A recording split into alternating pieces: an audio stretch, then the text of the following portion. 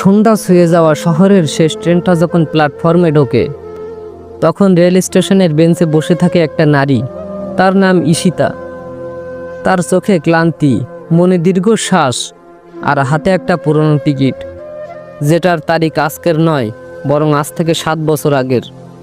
ঈশিতা প্রতিদিন সন্ধ্যায় এই স্টেশনে আসে। কেউ ভাবে হয়তো সে পাগল, আবার কেউ ভাবে হয়তো সে প্রেমে পড়ে গিয়েছিল কারো।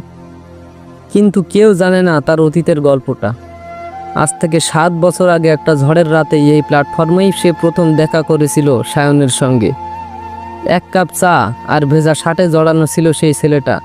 সে জিজ্ঞেস করেছিল, কেউ আমার জন্য অপেক্ষা করছে? ঈশিতা হেসে বলেছিল, হ্যাঁ, কেউ কেউ তো সব হারিয়েও করছে।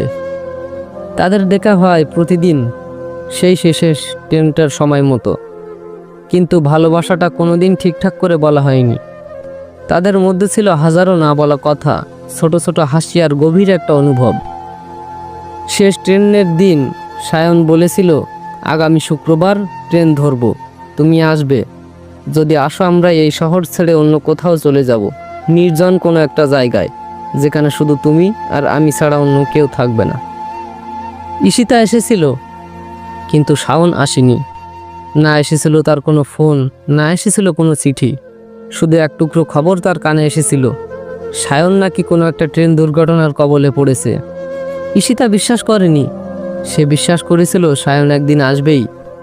7 বছর ধরে সে ঠিক সেই শেষ ট্রেনটার সময় মতো স্টেশনে আসে, হাতে সেই পুরনো টিকিটটা নিয়ে।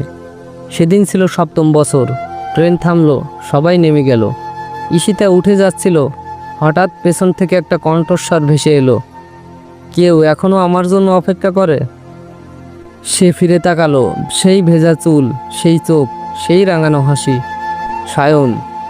কিন্তু তার মুখে ছিল অদ্ভুত একটা শূন্যতা।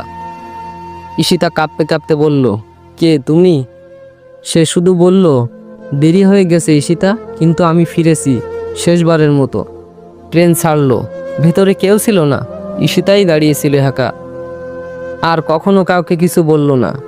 স্টেশনের একটা বৃদ্ধ চাওয়ালা বললেন, ঈশিতা আর সায়নের দেখা হয়েছিল, কিন্তু কেউ জানে না সেটা কি স্বপ্ন ছিল নাকি স্মৃতির কোনো একটা অলৌকিক গল্প।